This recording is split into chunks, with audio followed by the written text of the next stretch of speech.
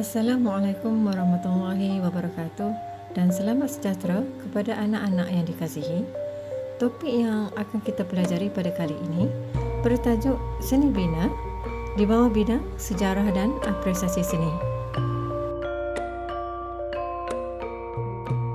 Pelajar boleh rujuk kandungan yang akan kita pelajari untuk tajuk Seni Bina, iaitu rumah tradisional, rumah ibadat, istana dan kompleks makam. Tetapi untuk video ini kita akan fokus pada tajuk rumah tradisional. Setelah mengikuti video ini, pelajar akan dapat menjelaskan jenis seni bina di Malaysia, iaitu rumah tradisional. Seperti yang kita tahu, seni bina di Malaysia kaya dengan unsur-unsur tradisi Timur dan Barat.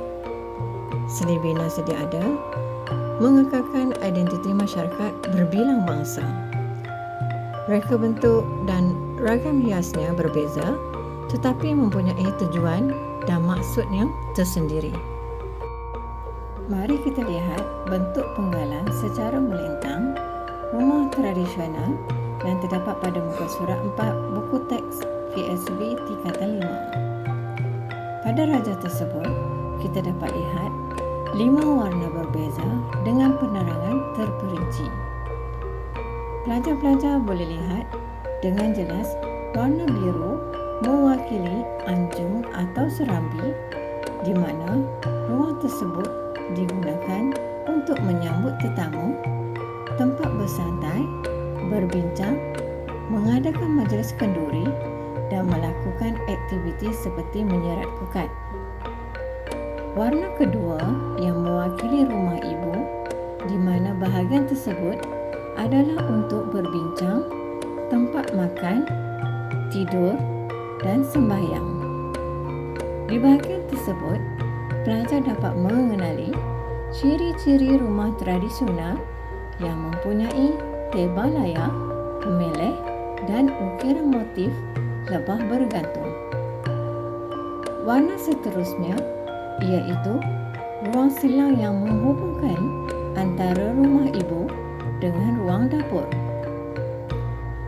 Ruang dapur pula berfungsi sebagai tempat memasak dan menyimpan peralatan memasak.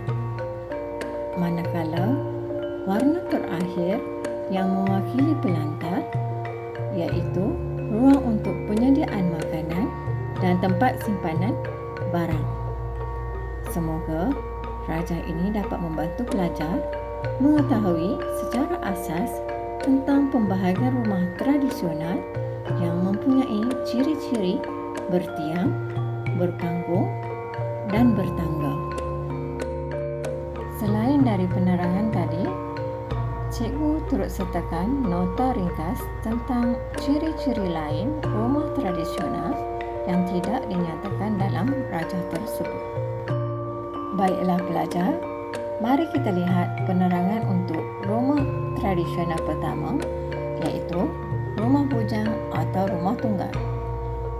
Rumah ini terdiri daripada ruang rumah ibu, rumah dapur dan selasar ataupun serambi. Rumah bujang berselasar mempunyai bumbung panjang dengan papan pemeleh dan atap singgora. Salur angin yang menggantikan tingkap berfungsi sebagai pengudaraan dan pencahayaan.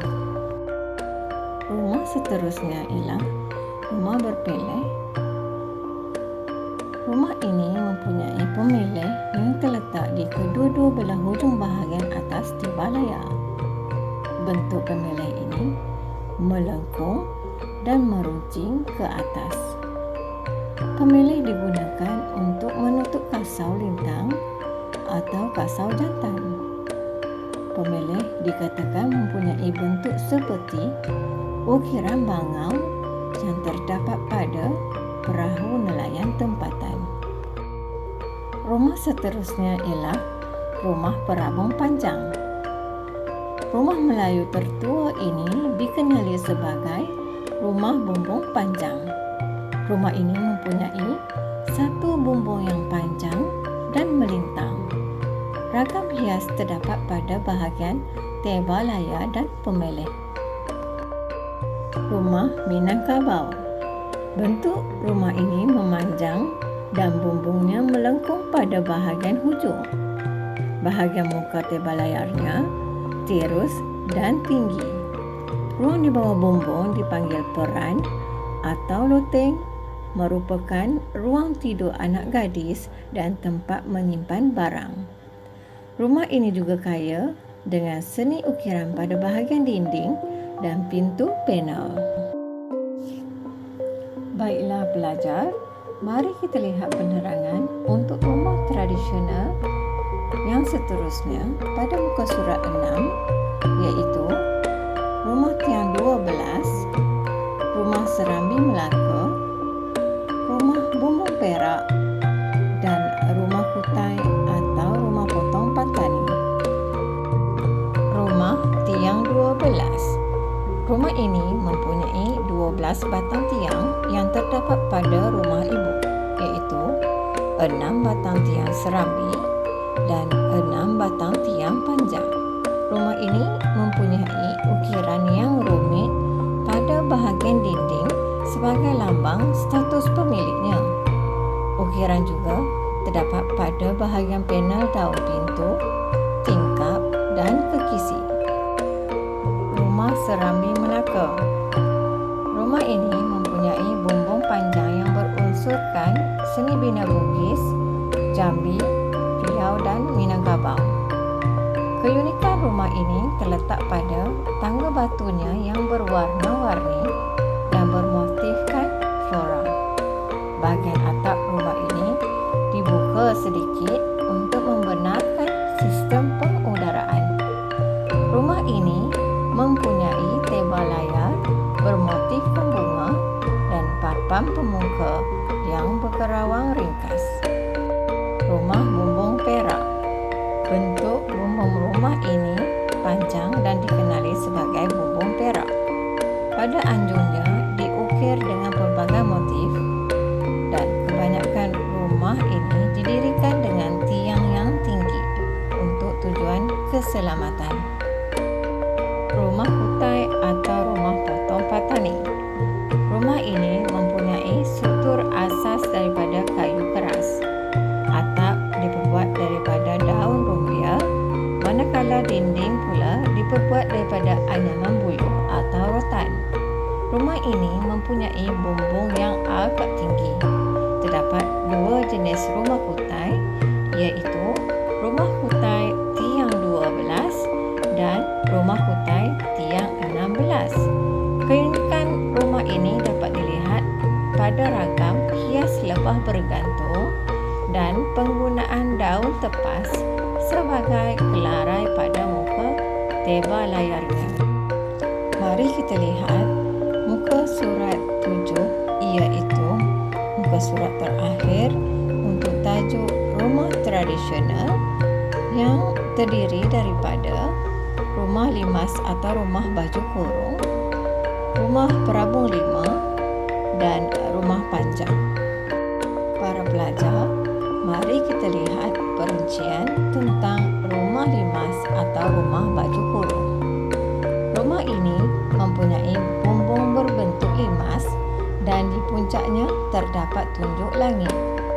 Kekisi kayu dipasang pada bahagian bawah jendela sebagai sistem keselamatan, pengudaraan dan pencahayaan. Rumah ini kaya dengan seni ukiran yang terdapat pada bahagian kekisi, panel pintu atau tingkap dan tebal layar. Motif yang digunakan ialah kosmos, geometri, awal larat dan fauna. Rumah perabung lima. Rumah ini bersaiz besar dan tidak memiliki tebal layar. Strukturnya dikenali berdasarkan bentuk bumbung yang terdiri daripada sebuah perabung lurus. Perabung ini bersambung dengan 4 buah perabung yang turun ke cucuran atap dan dihiasi dengan ukiran kerawang. Rumah terakhir iaitu rumah panjang. Rumah ini terdiri daripada satu deretan yang mengandung Seni bina rumah ini berpegang teguh dengan adat tradisi sesuatu suku kaum. Rumah ini mengandungi ruang tanju iaitu serambi, ruai iaitu ruang terbuka dan bilik. Rumah panjang ini didirikan tinggi untuk tujuan keselamatan. Sehingga kita berjumpa lagi di video yang akan datang. Selamat berjaya.